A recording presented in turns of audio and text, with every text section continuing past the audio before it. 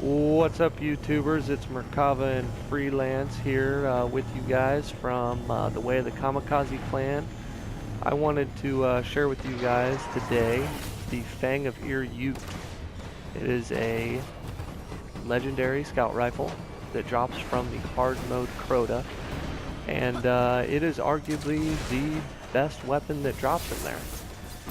I have all kinds of friends that have the different guns from in there. They've all told me what they think about them, and they've all been trying to get this gun because it's so good. So maybe you're watching this because you just got a new one, or you're wanting to know if it's any good, whether you should upgrade it or not. So what I'm going to do here is show you guys firsthand the perks that are on it.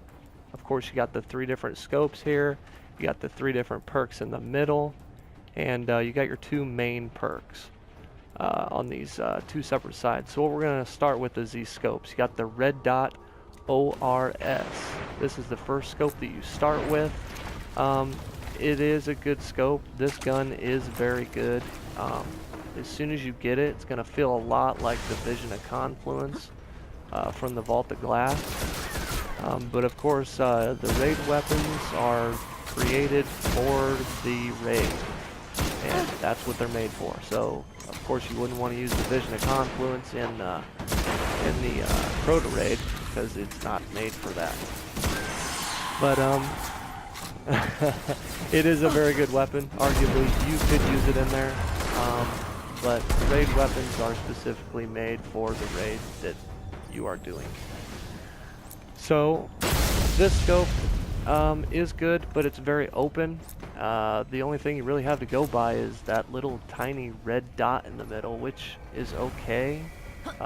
It's not really any different for me playing. I've played this game quite a bit. I've used a lot of different weapons. Not really, it doesn't affect me that much as far as getting critical shots. But it is good, but I don't think it's going to be your choice when you get it leveled up. So let's talk about the second scope, the True Sight IS. From the first sight, you're going to lose some range and stability, but you're going to gain some reload. But because of the perks that you get later on, that reload is not going to be that important, or not as important as the range and stability that you get on this weapon. But let's go ahead and switch to that. I'll show you guys what it looks like. I'm invisible here, so obviously you can't see what it looks like. So it's green. It looks really, really cool. It kind of has that Crota-like type look and feel. It's probably my favorite looking one of them all. But again, if you look in the middle, now you just have a green dot and a big giant square that blocks your view. It's still a good scope, but it's probably the worst of the 3, if you ask me. So we're not going to spend too much time on the scope. Let's go ahead and move on to the rest of the weapon. The best scope that everyone that has this weapon prefers is the Focus Lens FLA5. It has a high zoom. It's got that big circle that's going to allow you to be able to see exactly what you're zooming in on, as well as a lot around what you're aiming at. It's not really blocking your view from what you're shooting at. And like I said, with the red dot, it's so tiny, it's hard to get precision shots for someone that's new. So the reason I like this scope so much is because it's got that circle, and you can put a player's head right in the middle of that scope. As you can see, this scout rifles are not that good for short range unless you're just going to hip fire. But running the lamps in the beginning of hard mode, you're probably going to want to use the Fatebringer. Just because of the perks that it has. The scout rifle is not good for running the lamps. Plain and simple, just not good. But that's the scopes. I think you guys are going to find that you're going to like this scope the most out of all of the rest of them. But let's go ahead and move on to the first perk. The first perk for the Fang of the Ir Yut is Spray and Play. Increases the reload speed of this weapon when its mag is empty. This is actually a very good perk. Me and my friend here, Merkava, we're kind of discussing a way of showing that off and how that actually works. Let's start off by saying that you have two different choices here. You got target mark and you got spray and play. So you're deciding, what do I want to work on here? You're probably wanting to try out that whole target mark thing. Let me tell you, it is the stupidest perk ever. It's really unuseful. You pretty much, there's no use for it. I mean, you can try and make up some random reason of why you use it, but it's pointless. It's not even really good for marking the sword bearer, because everyone already should be watching where the sword bearer comes out, and they should be shooting him in the head with a sniper rifle or rockets anyways to down him quickly. So really completely unuseful. But spray and play, I actually thought that it didn't really change the reload speed that much, but watch this quick little demonstration here. So I shoot out all my rounds, because the only reason that this works is when you've shot out all of your rounds. So I get down to one shot here, and when I shoot, the gun is going to automatically reload, and just watch how fast this is. Boom, reloaded, ready to go. I got 15 shots ready to go. Now, I'm going to shoot, just dump a few bullets here, go down to 8, and I'm going to show you the regular reload. Look how much longer that took. It was probably twice as long to reload my weapon. So what you're going to want to do is keep that low round capacity so that you can shoot and be staggering targets the entire time, and be able to reload so quickly that you will be able to keep your target staggered. Very, very useful. Honestly, this with high caliber rounds is your best bet to go with. Do not use the target mark. You know, I will show you what it does, just so you can see what it looks like. I'll just pop a target here real quick. You can see this giant thing of green pop out of the top of them. Actually, I can't even pop a target with this thing. Okay, there we go. So you can see it marks that target. And it looks pretty cool. But if you keep shooting a target, it keeps refreshing the mark, and so it makes it really small. So if you were going to mark the sword bearer, you would only pop him one time. Otherwise, it's just going to keep refreshing the target mark, and it's really not useful. Guardian down. But like I talked about, it's really not useful anyways.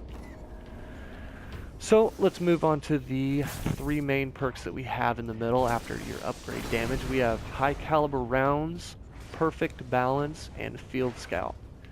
High caliber rounds, as I said, this is going to be your best bet, especially when you're using spray and play. You're going to be able to dump those rounds out, get your bullets back in your mag really easy, and be able to continually stagger those targets and have a quick reload speed at the end of every mag.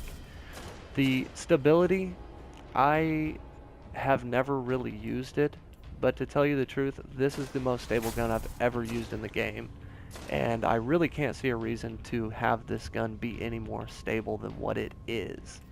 It is extremely stable. You cannot change any perks on this weapon to make it a bad stability weapon. You cannot do it. It's not possible.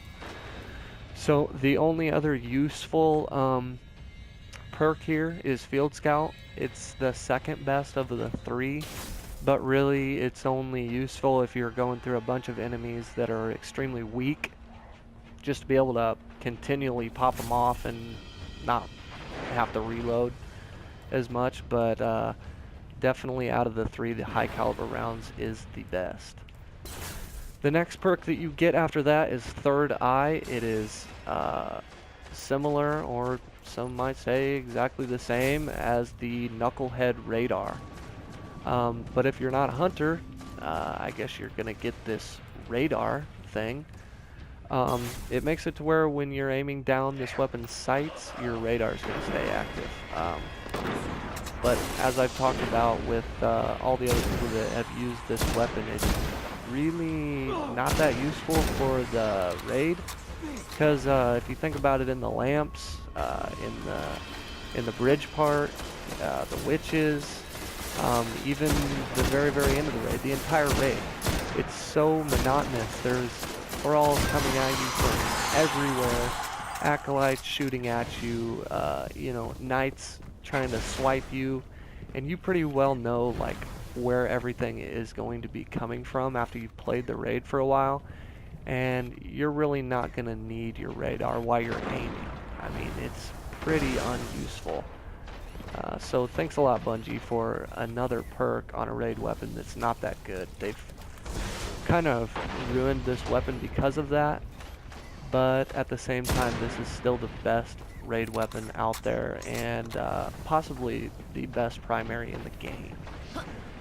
Other than the Fatebringer, some might argue, especially for the lamps. But yeah, this is a very good weapon, and I hope to have 3 of them on my characters.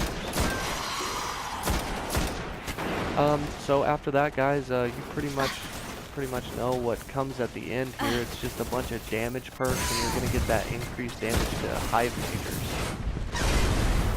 So that increased damage to hive majors, it actually does work. Even if you get critical shots to the head, it has to be a hive major. It cannot just be a hive or an acolyte. It has to be a major, guy with a yellow bar. If you shoot him in the body, you're going to get that extra 408 damage if it's fully upgraded, as well as if you get a critical hit. So that extra damage is very important, and is possibly the only reason why you should use this weapon rather than the Fatebringer when you're facing Crota. Because of the fact that you're getting that extra damage not only on Crota's shield, but you're also getting it on the Swordbearer if you're shooting him, as well as the Knights in the very beginning of the raid. And actually including the Ogres in the middle. So that's what makes this weapon so useful in the very end part of the raid. But yeah, guys, that's pretty much the Fang of the Ir Yut. It's a awesome weapon.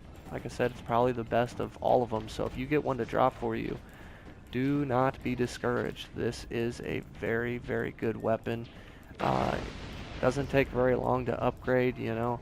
Pass the weapon around to your 3 different characters, do the bounties, and you'll probably have the thing all the way leveled up. So, but yeah, thanks for watching this video, and we hope to get more videos up for you guys soon. Simple videos for everyone to be able to understand. You know, I hope I've done a good job of demonstrating this weapon. We'll also have other members from the clan putting up videos very soon of advice for the raid, as well as many other weapon reviews. And we just hope to get a lot of subscribers and a lot of hype about the way of the Kamikaze. So thanks you guys, and we'll see you next time.